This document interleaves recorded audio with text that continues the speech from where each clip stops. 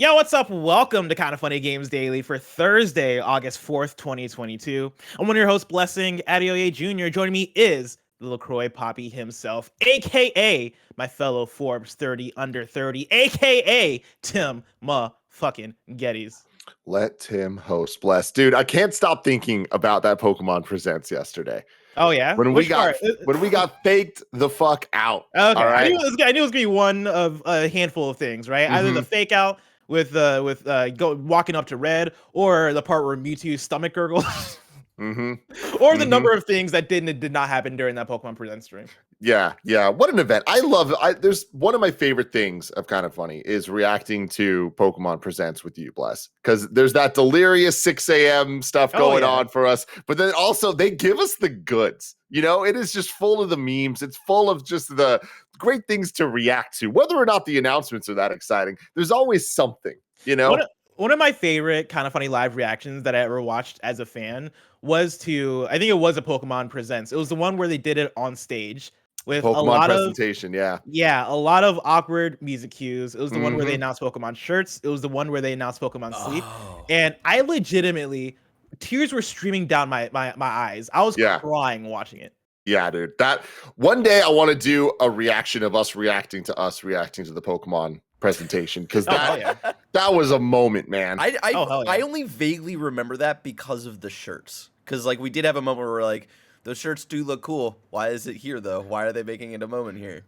And also that was the one where there was the weird segue that made no sense, that didn't go anywhere. I don't remember the movie. I think it was Godzilla, where the guy came on stage and was just like, Godzilla, King of the Monsters is in theaters now. It's doing really well. It's like, what? Holy shit. Wow, I'm typing it in right now because I gotta find everything announced at the Pokemon presentation 2019 or 20. I forget which one. I think it was 2018 or 2019, because I would have been working at KF, I think, at that point. Yeah, that's when Godzilla came out. I think I have is it 2019 Pokemon press conference? This is what I'm scrolling through right now. No, this doesn't look right, because the one I'm watching right now, there's a big old Pokeball that they're standing in front of. And I don't remember there being a Pokeball. I feel like I would we'll have to find it. We'll have to find it later. Tim, how's your Thursday going? I usually don't host this show with you on Thursday. That's the thing. Our weeks are all changed up now. The schedule's different. So it's like now I'm on Mondays with Greg, and it's like that feels weird. And here I am on a Thursday with you. It's exciting, man. It's exciting, but it's different. Because I feel like you're usually my boost of energy on the Mondays that I need. Now that we're on Thursday, I'm kind of coming down. Right? I don't even have coffee this morning. I'm drinking tea instead. So I'm like, I'm scared that I'm not gonna bring the Tim Bless energy today. Nah. You're gonna bring it, especially when we get to the post show. We're gonna do a little shit list action. Like, no, that's when we're gonna. Actually, we're not doing a shit list. We're doing a different thing. It's still gonna be exciting, but right now, Tim, there is a Twitter trend going on where people are posting up the image of like, for each like, I'll post my game of the year for the last however many years. I did that this morning just because I was putting together KHD, and I was like, you know what, let me do something while putting together KHD as a distraction, but also because I wanted to talk to you about that in the post show to see how far back you can go without even looking it up. Ooh, that's the twist for you. I don't want you to look up the years. Oh man, I love this. I love this because I've seen everyone doing it, and I was like, should I do this? And I stopped myself. I'm like, no, because I haven't looked at a single person's past like 3 different like see more options. I'm like, I'm not going to continue doing this. Yeah. So it definitely gets harder when you get into the 90s and the 80s, because like, the rule I kind of set for myself was like, oh, if this game wasn't in the US in this year, right? Like, does that really count for me? And so I had to stop myself. And also, like, here's the thing: I don't know how many likes I have on my post. It definitely is more than 50. And so, with that being the case, like, do y'all really want to know my game of the year? I have 1980. I have 350 likes on mine. It's like, video games haven't been around for that long. Why are you doing this? So I don't know if I'm gonna go. I don't know if I'm gonna go past like 1995. We'll see. I'm at I stopped at 2009 for now, because what I'm coming to realize is that 2009 might have sucked as a release year. like, and this isn't to throw shade at Batman Arkham Asylum. I feel like it is. Batman Arkham Asylum might be the best game to come out in 2009. What does that say about 2009? Come on, no, that is saying shit about Batman Arkham Asylum. What what is that? I'm not saying shit about Batman Arkham Asylum, but what does it say about that year that's the best game? It's literally one of the best modern superhero games that's inspired by Metroidvania design that people still uphold today. What is this, Bless? I'm just saying, if Gotham Knights was the best game to come out this year, what would that say about this year? I mean, that's not the same fucking thing, Blessing. Get to the fucking news. I'm sick of having this conversation. I don't like this. I don't like this Bless Thursday energy. I want Monday Bless back. No, man. Thursday Bless is here with the hot takes, all right? 2009 sucked. All right? Uncharted 2? All right, cool. Cool. All right. The train sequence was dope, I guess. God. Well, like, come on. The best game of the year, Uncharted 2 and Batman Arkham Asylum. Is that what we're calling a dope-ass year? Come on, guys.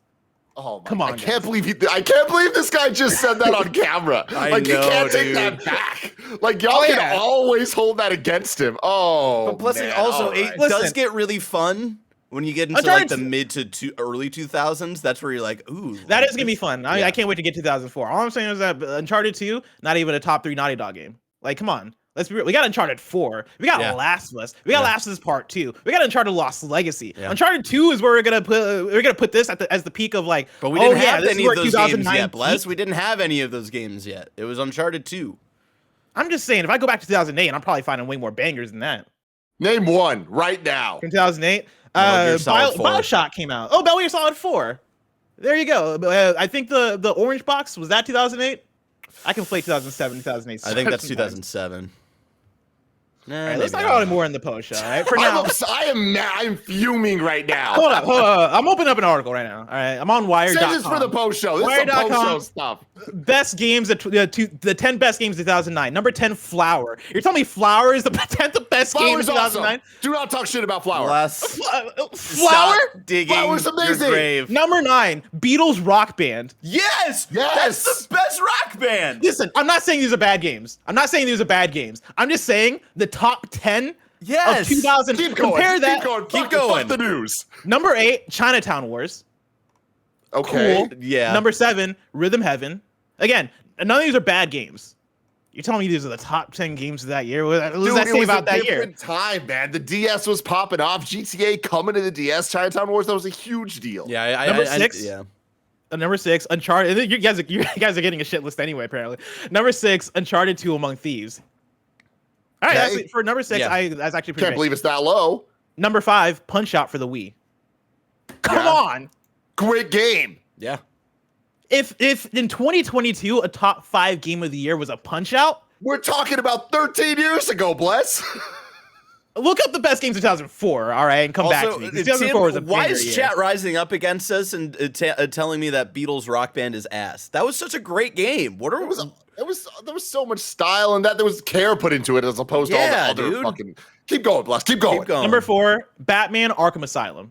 Okay. Cool. That makes sense. That is acceptable. So what are the top 3? Number 3, Clank getting some love. Let's go. Number 3, New Super Mario Brothers Wii. Okay. Yeah. Hell yeah. Cool. And that one was special, so I'll give it that. Number 2, Assassin's Creed 2. Yeah. All right. People like Assassin's Creed 2 a lot. Uh-huh. I don't, but it is what it is. And then their game of the year, Left 4 Dead 2. Cool. Okay. Yes. Yeah. Cool. Yeah. But like, that's a great year, Bless. What are you talking about? Compare that to any other year, though. I mean, look, I'm not saying that it's like the best year, better year than that. I can rattle off a bunch of dope ass games in 2019. Death Stranding, Sekiro Shadows Die Twice, Star Wars Jedi Fallen Order, Outer Wilds, Outer Worlds. A lot of people like that Fire Emblem 3 Houses game. A whole bunch of other games. Apex Legends.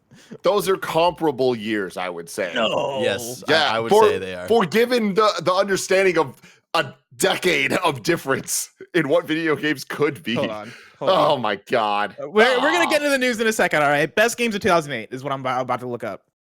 Best games 2008. I wonder if Wired has another article. All right, we're going to go to CNET. Oh, this isn't ordered, but we'll just do it anyway, right? GTA 4, banger. Already, we're starting off with bangers. Gears of War 2. No, you're the most biased motherfucker in the entire goddamn world, dude. GTA 4 shits on everything on that 2009 list. No, it doesn't. Absolutely it not. Simply doesn't. Especially if we're looking back, we're applying the same logic you are of 2022 logic. GTA 4 is not that great. If in 2022 a GTA game is the best game of the year, yeah, that makes sense. I'm putting in GTA 4, not just a GTA game. But okay, well, GTA 4 is dope as hell. It's fine. Are you kidding me? It's Nico Bellic? fine. Roman, you want to go golfing? Oh, not golfing. Sorry, you want to go bowling, cousin? GTA 4 is the worst modern GTA game. Yes. The worst GTA game since. Only 2 modern GTA games. No, there's not. No, but I'm talking about the 3 Vice City, San Andreas, 4. I have a poll going on in the chat, Bless, which is better, GTA 4 or Batman Arkham Asylum. Right now, Arkham Asylum is winning 88% of that poll. Was there a gas leak in Twitch? Like, what happened? Why is everybody voting? That's a slam dunk, dude. Yeah. No Arkham way. deserves it over GTA 4, dude. Mario Kart Wii, banger. Little Big Planet, really good. Professor Layton, we're gonna skip that. I'll also say Mario Kart Wii, the worst modern Mario Kart as well. No, well, okay, no, now we're just saying things. No, we're not. Mario Kart Wii is the worst modern Mario Kart? Yeah, because Mario Karts are consistently great, and Wii controls for the Mario Kart were not great. It's not a good controlling Mario Kart. The motorcycles weren't balanced. Exactly. I mean, what would you say is the worst, Wes? I don't know, man. One of the handheld ones. No, dude, the 3DS ones are sick as hell. What are you talking about? Mario Kart Wii was sick as hell. I fucking love Mario Kart Wii. God. All right, enough of this.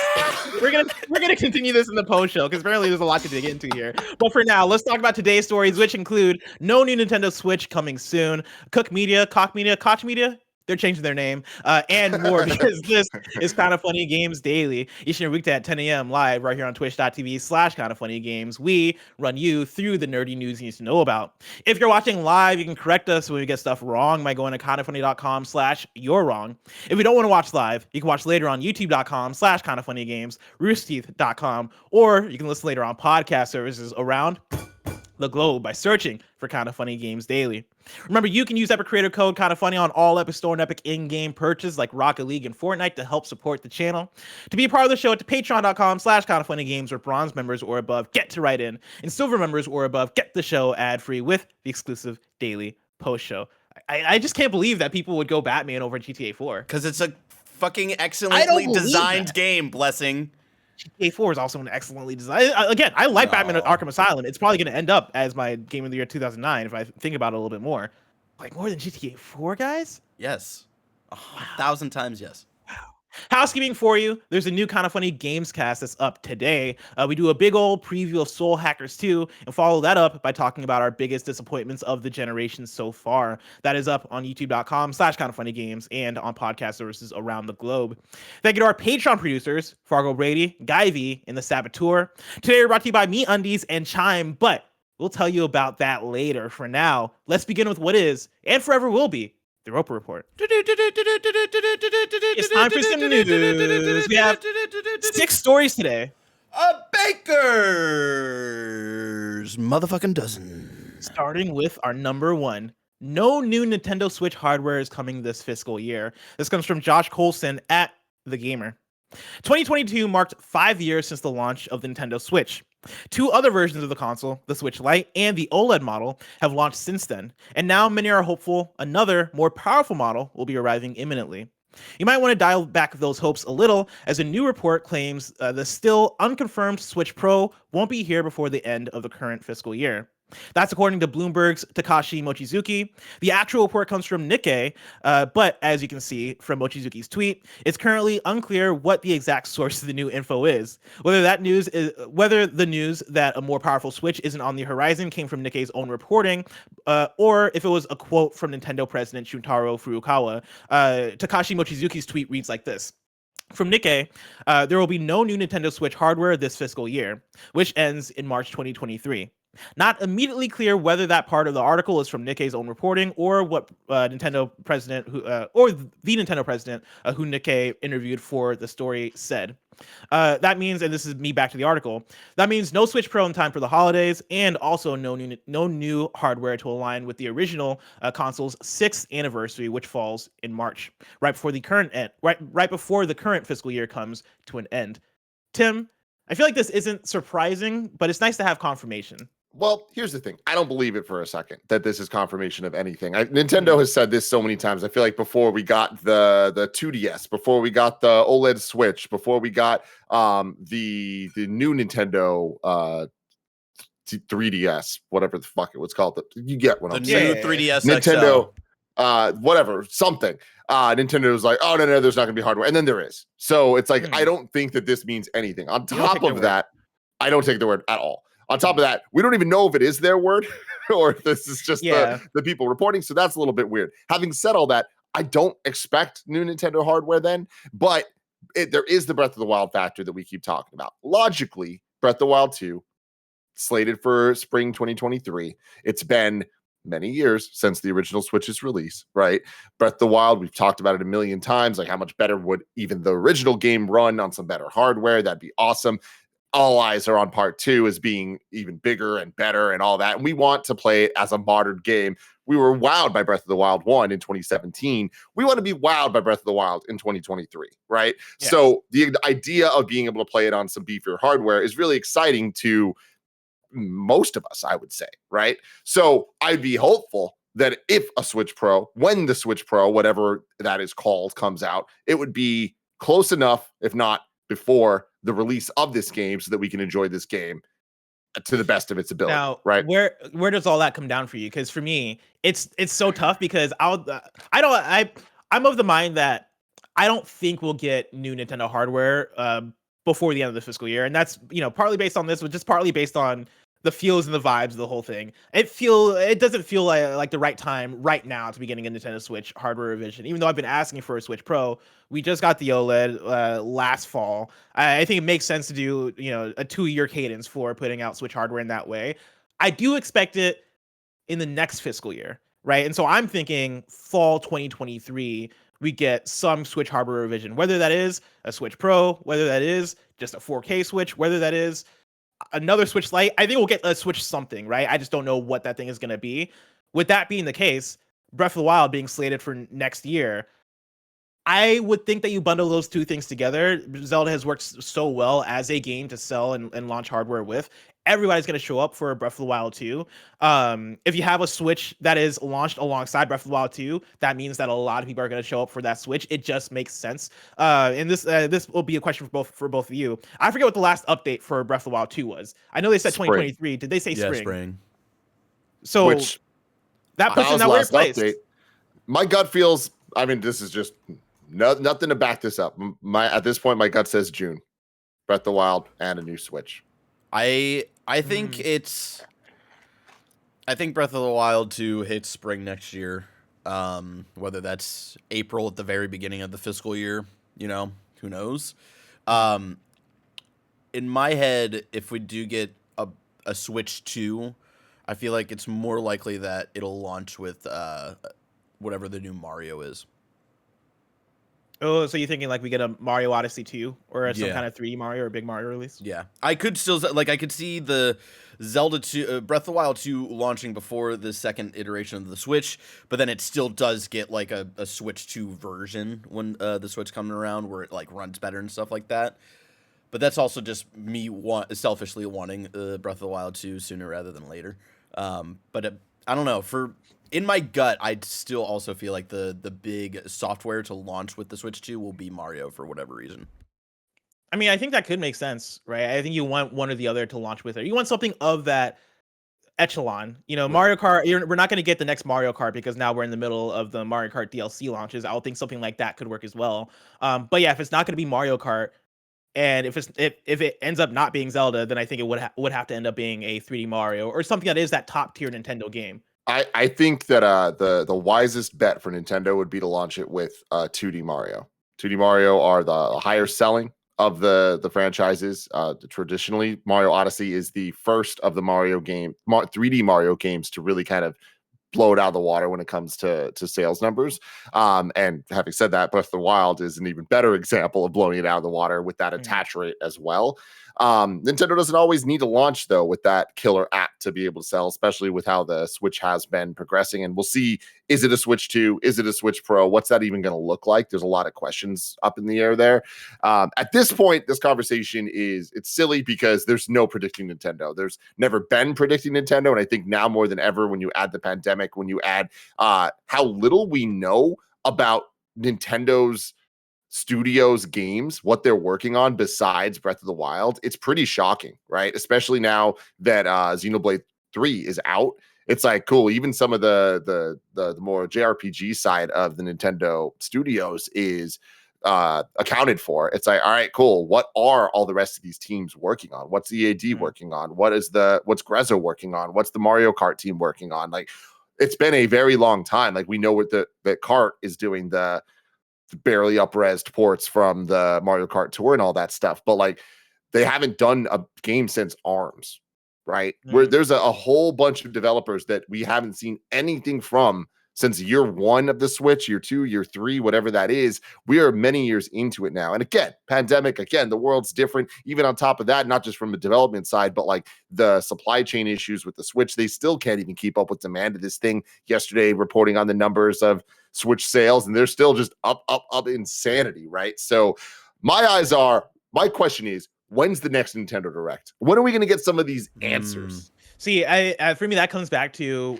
the Episodic Gamescast where we had on Reggie Fils-Aimé, and we asked about some of these games, and he talked to us about how when it comes to Nintendo and when it comes to greenlighting new software or figuring out what the cadence is for certain titles, it is, hey, on every console, we want to have a Mario Kart, you want to have a mainline Mario, you want to have a Zelda, we want to have a Kirby or 5, we want to have, like you go through the list of, oh yeah, like there's certain Nintendo franchises that appear on every console, and we're at such an interesting crossroads with the Switch because of all the things you mentioned, right? Supply chain. I think I would even add in there the fact that Switch's success plus Nintendo being on their very own journey now that is so separate from what any of the other hardware manufacturers are doing, that puts it in an interesting place because they don't need to compete with power. I think all of us would love more power out of the Switch. That's my main complaint when it comes to anything. Like playing Xenoblade Chronicles 3 for about the hour and a half that I did earlier this week, I was like, man, this game seems cool, but goddamn, does the Switch hold this thing back from visually being what I think it could be? Nintendo doesn't need to push that further because they are leaving that up to Xbox and PlayStation to carry that flag. We are buying Switch hardware because we want to play Nintendo games. And yeah, like they're on their very own journey. So I could see us sitting with the Switch for a while and what that does for their library now in terms of what the next, let's say 3 to 4 years of software looks like. It's an unknown. It's an exciting time, but also a bit like, all right, well, do they just put out hardware to put out hardware? Or are we going to get Mario Odyssey 2 or crazy new ideas from these teams? Is this what finally leads us to, and this is me, I guess, just saying things now, right? To Mother 3 or Mother 4? Like, do we get the experimentation that I think a lot of us would want out of Nintendo this late in a generation? I would hope so, but also I would hope that they do at the same time try and level up that power as well, because I think for a lot of people it's become more noticeable. Yeah, I mean, it's interesting to your point about wanting the game per franchise per generation talk that Reggie said to us on Gamescast, but I do think that the Switch it's different because this is the first time that we've had a console that represents the handheld and console side, so both the 3DS and Wii U of the past, or keep going back and apply that logic.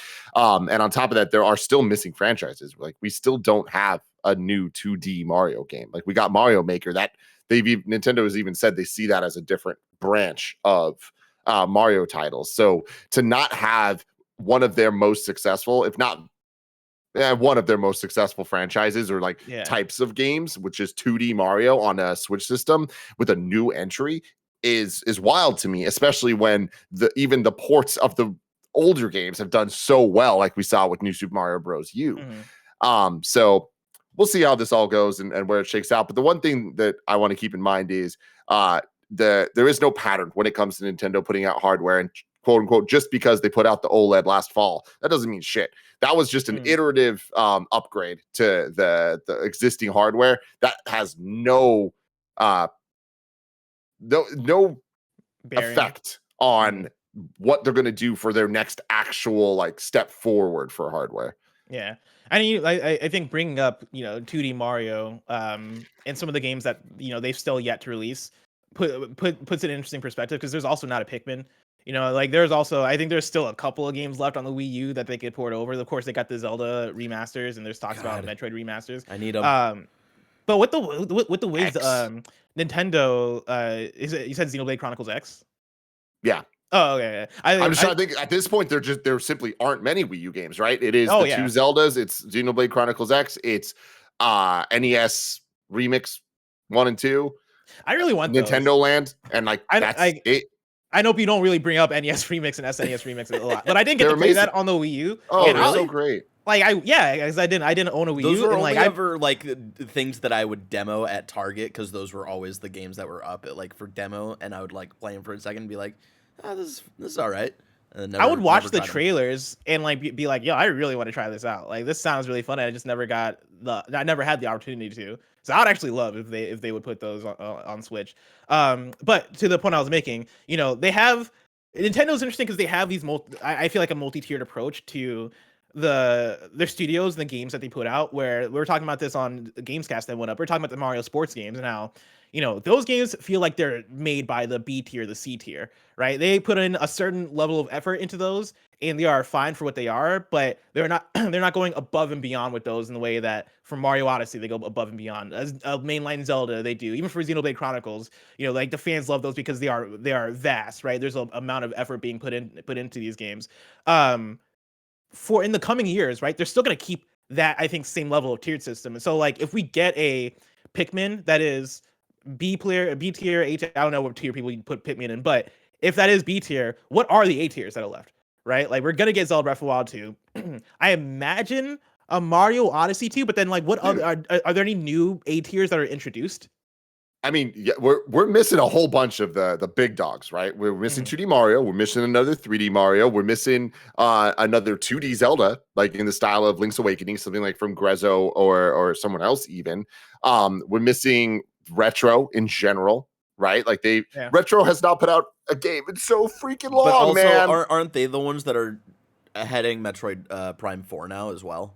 Exactly. Yeah. Like Metroid Prime 4. Like there's some big heavy hitter things that are still we have no idea when they're coming, if they're coming, what that looks like. Yeah. Like it's exciting to me that there are so many question marks around the premier big dog Nintendo studios that we just don't know what, when, like all that stuff. And the answers have to at some point be, here they are and they're coming.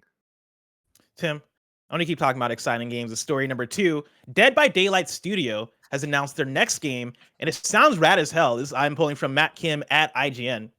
Dead by Daylight developer Behavior Interactive is expanding its lineup with a new game called Meet Your Maker, a first-person building and raiding game where players design the levels. As announced during the Behavior Beyond livestream, the Canadian studio announced its next game to go alongside its hit horror game, Dead by Daylight. Just like the studio's PvP horror game, Meet Your Maker revolves around an asymmetrical PvP experience where players create maze-like levels called outposts that other players must then work to infiltrate. Set on a dying world, players will become the custodian, a servant to a living experiment known as the Chimera. In order for the Chimera to evolve, players will fight for pure genetic material, which is guarded by the outpost created by other players. Outpost designs will need to outwit and kill enemy players using blocks, traps, and guards, which can be programmed with custom patrol paths. Players will then need to use their own tools and expertise to survive these user-created outposts. Tim, I watched the trailer for this. It looks like Minecraft meets Doom, and I think it looks dope as hell.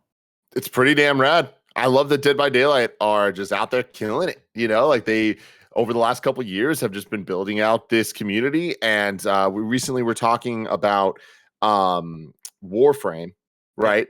And how they have just been in the background, just kind of like amassing this giant community and like refining their game in this genre. And then now they're announcing Soulframe, which is like, oh, cool. Hopefully they're going to be able to launch with the community with this different type of game. Same idea here. Yeah. And it's funny you bring up Warframe because Soulframe is one that I'm actually really excited to come out and I want to hop into. Warframe is one that I've given so many tries to over the years. So many people have been like, yo, you got to check out Warframe. Warframe is the shit. And I believe them. But when I boot it up, I'm like, dude, this game is so far along. It is such a commitment to try and get into this thing. I don't know if this late in the game it is for me. Soulframe being something that's going to start from the ground up, right? I can hop in on that ground floor and possibly grow with the community. That is something that excites me, especially coming from a developer who has learned so much from doing Warframe and has figured out what works for them in their development style. Same here with Dead by Daylight. You know, I hop into Dead by Daylight with friends that absolutely adore playing Dead by Daylight, and I'm like, y'all, this is your game right here. I don't know if I can do this. Like, you guys are so upgraded. You guys know all the ins and outs. You know all the secrets, all the gameplay details. And I'm coming in. I'm like, dude, I don't know, man. I don't know if this is me. This new game, Meet Your Maker, one incredible title. That is a great title for this video game, but also, just in terms of setup, I often get nervous with user-generated content. I think we've seen that crash and burn plenty of times when it comes to make a level, be the dungeon master, let the players go through it. I think doing that from the ground up helps it. The times where I've tried that out or I've seen that has been oh yeah, this is a game that already has multiplayer, or this is a game that is established. Now let's tack on this user-generated stuff to it. Doing it from the ground up, I think, gives it more of a leg up, especially coming from a developer that has had success with asymmetrical stuff in the past.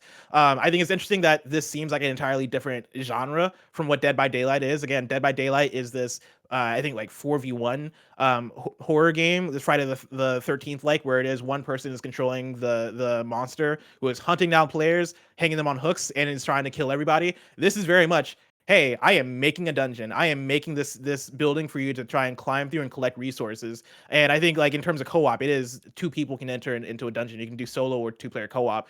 I think it's really different for them, but also sounds like it could be really cool if they put the right amount of effort into it. And from this debut trailer, I think it looks really good. I want to check it out. I've even signed up for the closed beta, and so hopefully I get in to be able to check this out.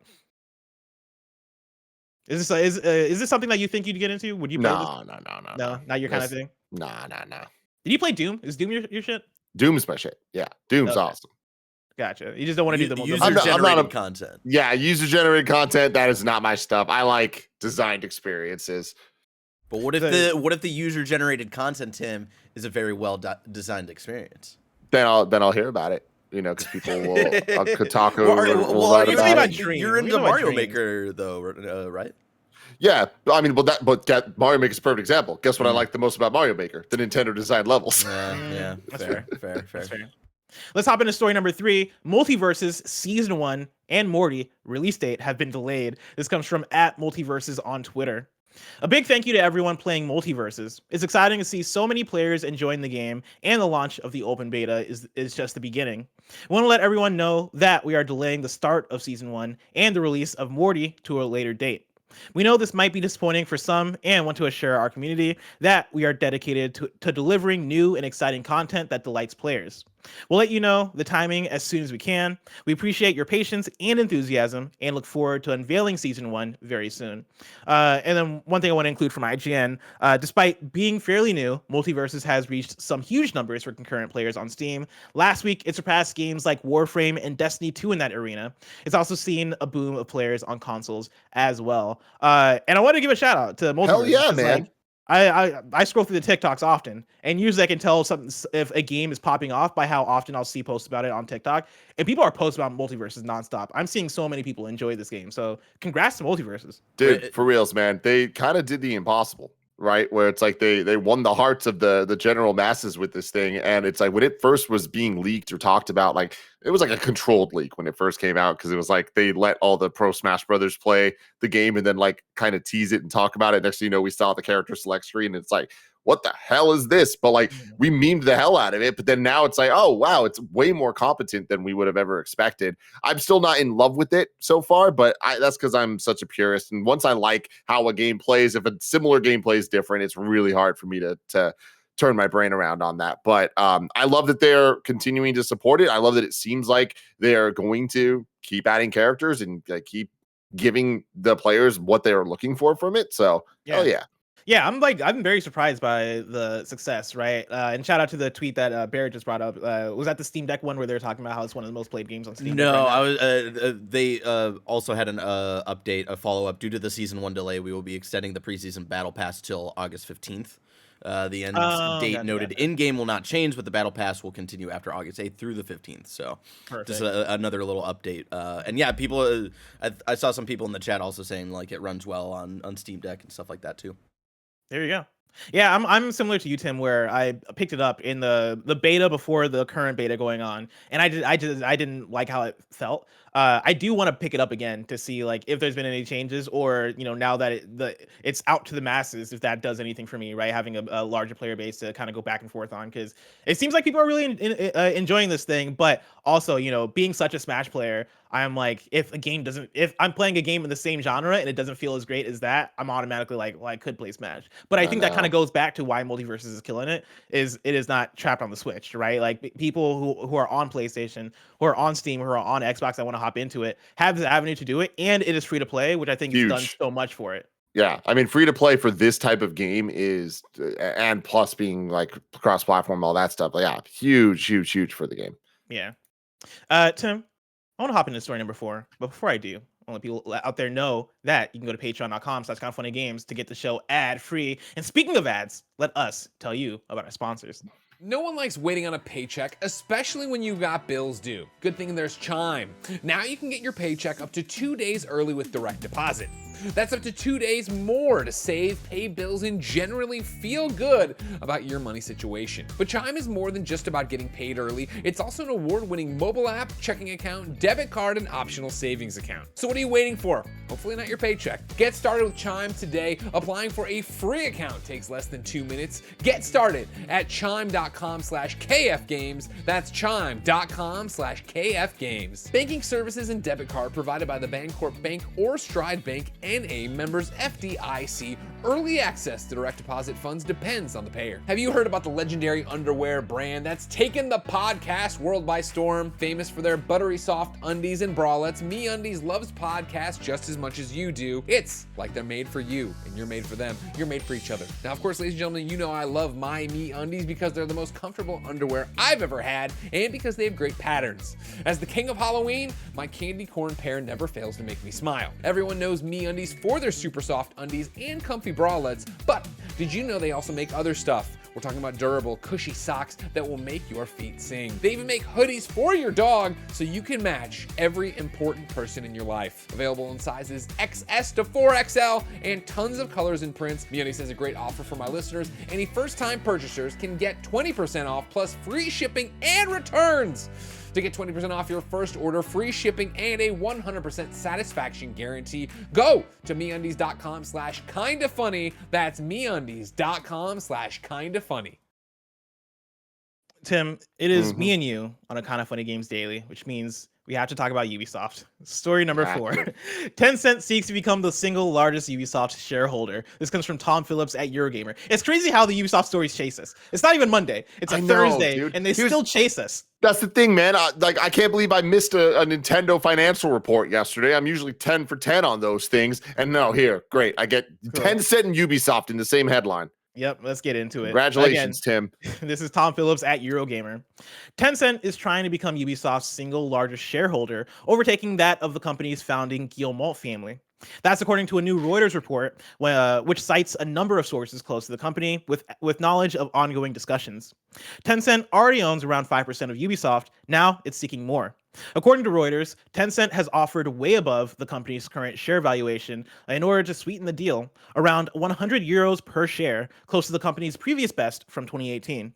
Currently, 80% of Ubisoft shares are publicly owned. 15% are owned by the Guillemots, who are the company's largest single shareholders. Tencent owns the remaining 5%.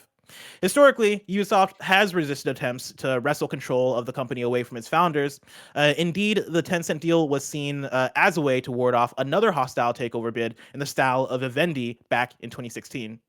But more recently, Ubisoft has been seen to have softened its stance, following a bruising a couple of years where long-term boss Yves Guillemot, his own future has been questioned. In May, Guillemot said it would consider all acquisition offers, though had everything it needed to remain independent. Quote, "We have the talent, the industrial and financial scale, and a large portfolio of powerful IPs to create massive value in the coming years. It has provided us with the plan to build strategic partnership with the biggest players in the entertainment and tech," end quote. Tim, thoughts? to the extreme, the chat says, "Oh no, I'm sorry, Vivendi. Please come back." And like, how is it that we're there? I don't know, man. There's so much nuance to this, and there's also just so much bitterness at this point from me in particular about this whole story. Where it's like, are you bitter, Tim? Just because Ubisoft, we need a shakeup, man. We need some type of direction. We need some type of like reboot of like, cool, we're going forward, and this is the plan. Because right now it's messy and not exciting, and I just don't like that. I can't remember in recent memory a time when people were really excited for a Ubisoft project that ended up delivering. Assassin's Creed Valhalla, I would say, is like the one kind of bastion there, exception to that rule. But even then, it was that kind of just felt like more of the same type and stuff, I right? would say the same as like Far Cry 6 too, where I think Far Cry 6 was good for the people that liked it, but then it was just another Far Cry. Right? It didn't set the world on fire. And when we're talking about franchises that have had, enough entries that they more entries than the number in their title, with the case like Far Cry, or had to get rid of the numbers and just move on because it started getting embarrassing if it was called Assassin's Creed 15 or whatever. I feel like that's Square Enix, all right? Yeah, we're not going to go that far. Yeah, exactly. It's like, it's I don't know. It's unfortunate every way. I feel like with all the bad stuff outside of the games, like just culture-wise and all that stuff at Ubisoft, like that's all sad. And with this, it's like, Tencent's just been gobbling up everybody. They have a bunch of their own set of problems with all this stuff, but there needs to be some type of change at Ubisoft. If this happened, could it prove to be a positive for them? Maybe, honestly, but I don't know. I mean, but at the same time, right? Like the last time we saw a company try to slowly but surely take over them, they, at face value, looked like they were shaking things up. Where's Beyond Good and Evil 2, though? Like we're all like when they were we're a lot of those I think was back them to the creators. It's all about the creators. We are the artistes in this industry. Like that was the narrative that they tried to sell to like escape from Vivendi and this takeover and stuff. And then none of that happened. They delivered on almost nothing from that of that era, which was like roughly like what 2017, 2018. I remember the E3 showcase where it's like they were so happy of like they're the artists again. Stuff like that, and it's been 4 years and it's happening again. Like I feel like if there's anything to come of it, it's just going to be more stuff that's at face value, and either maybe they don't even fight it this time. I don't know. That's my thing is I don't think they fight it this time. I think at this point they're weakened enough to where it's like, man, just like well, I guess we're just gonna get bought, right? I think it's one of those things. Like it's to make a weird analogy. They're in such they're in between a rock and a hard place with this, where to fight off Vivendi, they did have Tencent invest, right? And that was part of what helped them. But it's like the equivalent of Spider-Man having like a villain that's powerful as hell, right? It's like, fuck, I need to figure out how to defeat this villain. Oh, let me get the symbiote. Let me put on the symbiote just to fight this villain. All of a sudden, boom, you're bad Spider-Man now, and you've been taken over by Venom, right? It's kind of that thing where yeah, you let them in. Like they already own a percentage of your company, and now that you're weakened, they're just gonna go for the full thing because that's what Tencent does. Tim Geddes, Kind of Funny. Bless, you really fucking nailed that analogy. That was fucking art, and I just want to let you know. Appreciate it. Thank you. Yeah, no, you're absolutely right. And Barrett was saying that era of Ubisoft and let's just say 2017, right, around the Vivendi stuff, and then how they were talking about their games. But to think about from 2017 to 2022, let's say the 5 years, right? Think about the 5 years leading into that 2017. Right. Compare the output that Ubisoft had then compared to what they've had in these last 5 years. And granted, the world, I know there's been a lot of it's a different stakes, different situation. But I feel like there's just that we're at an all-time low for excitement for Ubisoft projects. And that is not a good thing at all. So not only are they weakened from and they're bad Spider-Man, they're dancing in the streets right now. But it's like we're getting concerned. It's like what could they do to get us excited again? And I don't know if more projects that we all look at are like, there's no way this is going to succeed, and then they come out and don't succeed. I don't think those are the answer. All I'm saying is next Ubisoft forward. You know what? You want to fight off Tencent. Yves Guillemot walks out. Beyond Good and Evil 3. You read my mind. That's exactly where I was going. That's exactly where I was going. We are the artistes. We're telling our stories. Beyond Good and Evil 3. Beyond Good and Evil 3 is coming soon, all right? You can make it with us. Joseph Gordon-Levitt is going to have his company steal artists' art, and will they get credited? The game for us. Who knows? And it'll have NFTs this time around. We are the artistes. We'll get Tom Hardy also. Corporations like Vivendi or Tencent. We are originals, okay? Beyond Good and Evil 3. Enjoy in 2053. They would announce Beyond Good and Evil 3 because they're also making an Avatar game, so it would be like totally appropriate to just announce. They're making a Star Wars game apparently too. God. Yeah. Honestly, that might be the one Ubisoft project where I'm like, oh God, please let this come out. I really want to play the Star Wars project because like that studio made Division. I feel like Division is a pretty good game. I could be down for Star Wars Division. Yeah. I want to play that game. And also, I'm curious about Avatar. I want to be excited for Ubisoft again. I have had so many great memories with Ubisoft games. Ubisoft has done so many really dope things, and I feel like it wasn't that long ago that they were doing dope stuff and doing stuff that was outside of the box and trying to be ahead of the game. We're joking about all the artist stuff, but they really did push that. They stood by that when the industry was not standing by that. Sure, it was at this point over 10 years ago, but like they did that shit, you know? And then the world kind of caught up to them, and they now are putting out the games they are, which is games as a service over and over and over. And all of us are looking at it like, we don't want this. And they're competing with the Fortnites of the world and all these other companies that are finding success. I mean, even Multiversus Warner just fucking dropped a Smash Brothers clone, and it's going great. Oh, it's like, it's popping off. Meanwhile, Ubisoft put out Roller Champions, you know? At least Warner Brothers on their game side are doing some good things, but goddamn, that movie side, I was so depressed yesterday seeing this HBO Max stuff. Oh, you're depressed yesterday. Streaming service. Wait till 4:30 p.m. Eastern time today, dude. And they followed up. This is very depressing yesterday. Right? They didn't announce it, right? But it was reported HBO Max. A bunch of bullshit is happening with it, and then followed it up with saying, "Hey, Joker 2 is coming." Here's the date. It's like, come on, man. Can I get a win? Blessing, I'm going to protect you on this one because I also went on a rant about Joker 2 yesterday after canceling all these other WB projects, and people were very upset at me. People were very upset. People were like, "We need a Joker 2 out of all of these DC projects. Joker 2 is the one that we need." I'm not even somebody who like hates on the Joker movie. I enjoyed watching it. I don't need another one of those. I feel like that's like a pure one and done right there. But a musical with Lady Gaga as Harley, I am so in. Let's go. That has a better chance of being good than the majority of the DCU projects that were announced. Batgirl, notwithstanding, very excited for Batgirl. I love the comic run. It looked like it was going to be faithful. Like the Batgirl comic run that this was adapting is up there with the Hawkeye comic run that I love so much. So it's like I was and I love Leslie. That would have been. I love Bad Boys for Life. What a great movie. And the directors of that were directing Batgirl. Oh, were they? Okay. I thought you just randomly brought that up. I was really wondering the connection. I was like, all right, yeah, I guess I'm gonna go watch Bad Boys for Life then. I didn't Oh man. Let's hop into story number 5. Koch Media. They've changed their name to Plaion. This is James Batchelor at Games.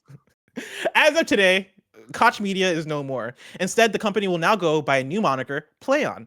The 28-year-old games publisher unveiled its new logo today, and GamesIndustry.biz spoke to managing director Clemens Kundratitz about the motivations and implications of the overhaul. For starters, he tells us the process originally began as a visual upgrade to modernize Koch's look. Every time I get to Koch, I don't know how I'm going to say this. Bro, this is what up. I know you're not even done with the story. I am so mad at this story. This whole episode, it started with Bless having shitty ass takes, and here we are. We're like, we're Koch, we're Koch, we're Coke. I don't fucking know what we are. Now we're changing it to a different name that also you don't know how to pronounce. Like, just like, cool, Plaion, that's easier, but why don't you just spell it like that? Use the Y. And they tell us why they spell it like that, actually. They have reasoning behind it. They couldn't get the URL. I fucking know.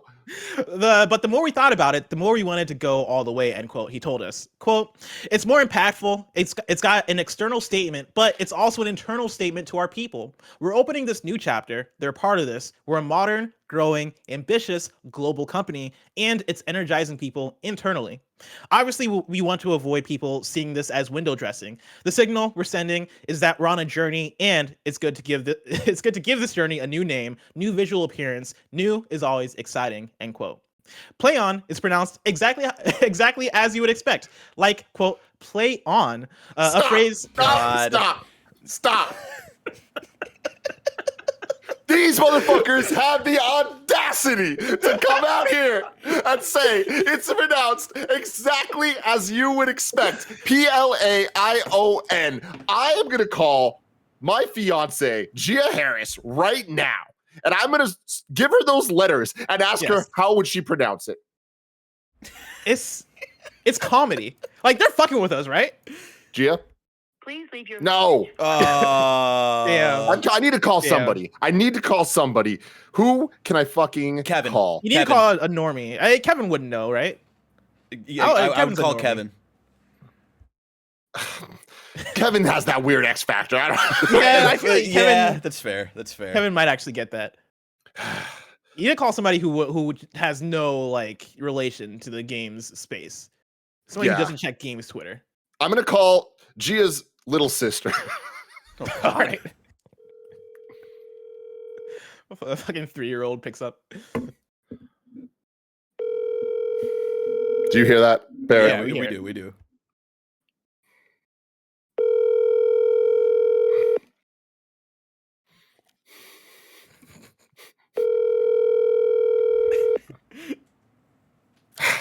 No one wants to pick up and say this name. I need this. We're not giving up on this bit. We're not giving up on this. Who else am I going to call? It needs to be the right person. Okay, hold on. Listen, every single person I know knows video games. I only make friends with gamers. I know. Hey, Jenna, you are live on Kinda Funny Games Daily right now. Hey, how are you? Good. I have a quick question for you, all right? If I asked you, how do you pronounce this word? Plaion. Plaion? Mm-hmm. Is that a word I should know? No. But how would you pronounce it? I would say Plaion. Okay, thank you. Thank you very much. You proved my point, and you are fantastic. I love you. I'll talk to you later. Bye. Oh, God. Just how you think it'd be pronounced, Tim. Just how you think it'd be pronounced. Plaion. Just who is their marketing director? Who is the brand manager? Who is the team that decided to come down on because I think Plaion, saying it out loud, good name. Why would you spell it that way? Yeah. To pick back up in the article, Plaion is pronounced exactly as you would expect, like Plaion, a phrase they hope evokes both the company's games and film business.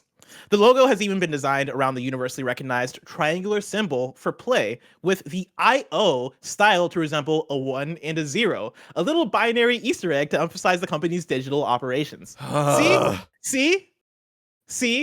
They made it make sense. This is like when we're not going to struggle anymore with Koch Media anymore. Yeah, now we're going to struggle with the other one. This is like we found out that like EA's social team was literally people who weren't a part of EA, and it's like the same shit here, where it's like people who aren't in gaming culture who are like, yeah, 1s and 0s because binary connects to video games, right? That makes sense. Fucking nerds. And it's also the fact that like they have a game and films business. Right? Like, I don't know if that works for films as much. I guess films are digital technically, but like I feel like that's a weird connection. I guess they're more games business than a film business, but I listen, I'm not a brand manager. I don't work at Plaion, and so I don't know why I care this much about it. Let's round out the Roper Report with story number 6. Life is Strange developers can't imagine going back to an episodic release model. This is Ryan Leston at IGN. Life is Strange. I'm so sorry, you guys. I'm so angry. I know you've been to it. You've been through it this morning. God, man, I got lightheaded earlier. We're almost there, Tim. All right, we got it's 10:54. We got like 6 minutes left in the show. Story number 6. Again, this is Ryan Leston at IGN. Life is Strange: True Colors was the first game in the series to be released as a full package, sidestepping the episodic release that the franchise was built on. Now, the developers can't imagine going back. During an interview with Rock Paper Shotgun, senior narrative designer Philip Lawrence explained why the team wanted to try something new with the Life is Strange sequel, which was still separated into distinct chapters, but released as a single package. Quote, "I can't imagine we'd go back to the episodic model," said Lawrence. He continues, "The reaction has been very positive. I think we were careful to keep that episodic structure because that does seem to appeal to players. That's all part of the DNA of Life is Strange. As you can imagine, it was a decision that was talked about and agonized over quite a bit, but I think on reflection, it was the right decision. I think from a creative point of view, it allowed us to concentrate on developing a story, getting the scripts into a great position, and then producing a game. So we didn't have that awkwardness of the episodic model where you're rushing to production on the scripted content for the first episode and then moving on to the next one. Approaching it this way is a lot more coherent and organic, I think," end quote. Whether or not we find another Life is Strange game on its way remains to be seen, but even if there is, it looks as though it's unlikely to return to the old episodic format. It's funny because a couple days ago on the post show, it might have been yesterday, one of these post shows that I did with Greg, we talked about episodic structure and like if it works, if it doesn't work, especially when it is week to week or month to month in the way that it has been in the past. One of the things we did agree on is that Life is Strange, True Colors was perfect the way it was. You know, I like the episodic structure, but I also like that they didn't release it on a schedule. That it all just came out at one time because I think that worked for the game's benefit. I think that is that's a Netflix bingeable right there compared to and you can go at it your own pace. I think I remember saying as well 2 days ago, and but it still gives that feeling, right? Of you can end here, give it a couple days, or you can keep going however you want instead of the weird what we were talking about of like, all right, you play episode 1, now you got to wait 3, maybe 6 months for episode 2. Yeah, like Life is Strange 2 suffered so much from it, and Life is Strange True Colors, the way I played it, I think I did 1 episode a day or maybe every couple of days, and that was such a perfect way to play that game. But then I look back at As Dusk Falls that came out last month, and that's a game that I think would have benefited if it was week to week as opposed to all dropping at once, because those cliffhangers were so strong, and I think it would have benefited so much from conversation. But I think it is a challenging thing to figure out game to game because with different ways of releasing, with game subscriptions, all this stuff, right? Like you kind of have. I think there's the tendency to want to experiment a little bit and figure out like, all right, like are people going to stick with it? Are people going to make it to the last episode? And I get that hesitancy to do it that way, but I think there's something there, right? I think there's fun to be had with the thing there. If Access Falls was weekly and we talked about it over the course of 6 weeks as opposed to 1 week or like a few days, I wonder how that would have changed the conversation and maybe would have brought more people in. It's pros and cons for sure, and I think that we're still somehow in the experimentation phase of all this because we're a decade into this kind of episodic structure for games dating back to like the Telltale stuff, right? But I do think that we're gonna enter into a new era soon with this whole free-to-play structure and things like Game Pass and subscription services that they are trying to get people to subscribe month after month. But I think that Microsoft has the potential to be the first group to really nail it and to create worthwhile content where because it's all about consistency and sticking to the structure. The moment that you're like, oh yeah, it's going to be monthly, and then it's not monthly, you're fucked. People are going to wait until it's all done. It's the same. This goes back to comic books, right? People are so excited. They start reading a new comic book, and they're like, oh, cool, issue 2 is the next month. And then issue 3, delayed.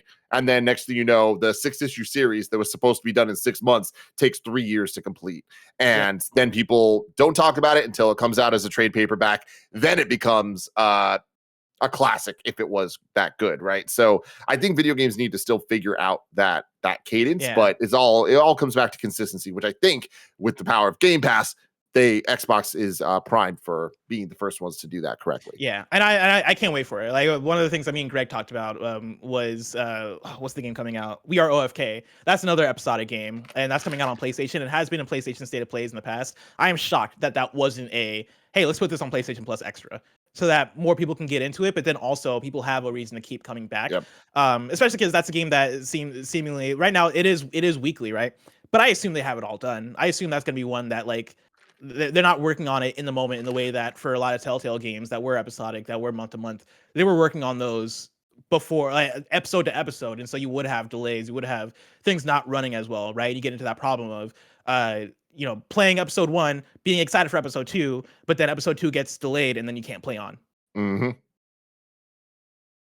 Did nobody catch that in the Plaion? Oh, anyway. yeah. Oh, okay. Thank you. I was like, oh, man, I worked so hard on that one. I was hoping he didn't want to acknowledge it. I didn't want it to go to waste also. Today. I just He's came so down. upset today. The steam finally stopped bursting out of my ears and all my other orifices. You guys don't want to know what's going on this seat right now.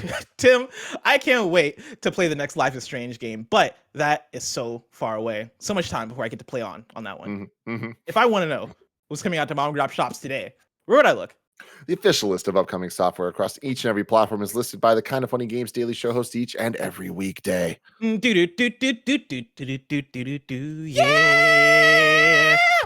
Out today, we got Hindsight for Switch, PC, and iOS, Turbo Golf Racing for Xbox Series X, Xbox One, and PC, Canyonwood Early Access for PC, Hard West 2 for PC, Sea of Thieves Season 7 for PC, Xbox One, and Xbox Series X, Sword and Fairy Together Forever for PS4 and PS5, Descenders for mobile, Plate Up for PC, and then Vampire Survivors getting patch 0.10.0 today, nicknamed the Not One. It brings a ton of new content, 2 new achievements, 2 new characters, 1 new arcana, a new weapon, and it says here, we all like candy, right? I have no idea what that means, but it says it.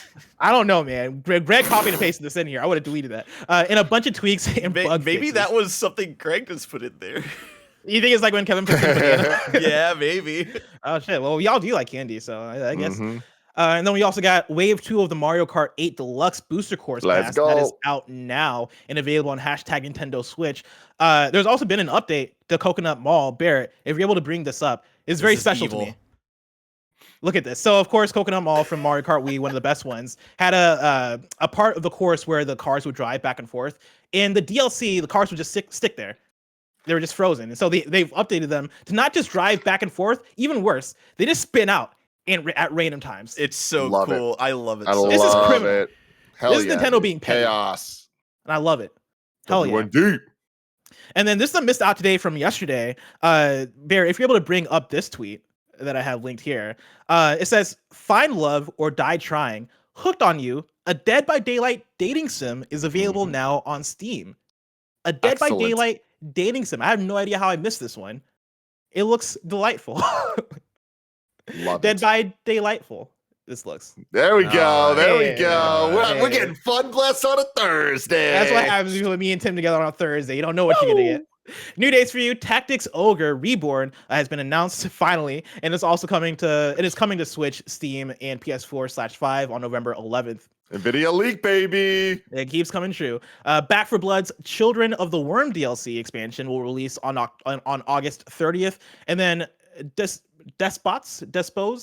Plaion. Despots game Dystopian Army Builder brings chaotic fights to PS4, PS5, Xbox One, Xbox Series X, Switch, PC via Steam, and Epic Game Store on Thursday, September 15th, 2022. One deal of the day for you. Unrailed is free on Epic Game Store right now if you want to get Unrailed. Now it's time for kindafunny.com/you're wrong, where you write in, let us know what we got wrong as we got it wrong, so we can correct it for those watching later on YouTube and listening later on podcast services around the globe. Plus, it brings me so much joy. How much joy Unrailed brings you. It's just, it didn't hit me until I said it out loud, and I was like, why do they call it that? Why do they put that out there into the world where I can just have fun with it, you know? Kebab says Orange Box can't be best of 2008. You have to pick either TF2, Portal, or Half-Life 2 Episode 2. You can't pick all 3. Well, guess what? That's 3 extra games then. All those are bangers. So cool. Give me 3 games. Blessings list. It's his rules. You know? If they all come in one package, it's one game, you know? No, because then Mario All-Stars plus World would just be the greatest video game ever. And no one would ever have. There's no debate. The year I picked Mario All-Stars the year it came out when I got to that year for my thread. Wow. Because it's my fucking list. It's my rules. Wow. I guess none of these are your wrongs now that I'm looking at them. Except somebody tries to you're wrong me on my opinions. That's not a you're wrong. That's just that you disagree with me. And also, GTA 4 is a masterpiece. 10 out of 10. All right. Don't come at me about GTA 4. I also like Batman Arkham Asylum, but it's more of a 9 out of 10. You know, that's all I'm saying. It's more of a 9 out of 10. All right. And then Kebab says, that's enough from you. 2009 is when Ratchet and Clank Future: A Crack in Time came out. Yes, it is. Okay. And fuck Kebabs. Fuck you, Bless. Get the hell out of here. I didn't think about Game of the Year contender Crack in Time. I'm sorry. I apologize, everybody. My apologies. Tomorrow's host of Kinda Funny Games Daily are me and Tim. Tim's gonna be in the hosting chair though. If you're watching this live on Twitch right now, after this is Mike and Andy playing Turbo Golf Racing and Barrett checking out the new Mario Kart 8 DLC. So get hyped for that. If you want to catch that stream later, you can subscribe to youtube.com/kindafunny Plaion. No, that's Kinda Funny Plays. Remember, this has been Kinda Funny Games Daily, each and every weekday live right here on twitch.tv/kindafunnygames. We run you through the nerdy news you need to know about. We have a Patreon post show for those that are subbed at the silver level of patreon.com/kindafunnygames. So stick around for that. Otherwise, until next time, play on.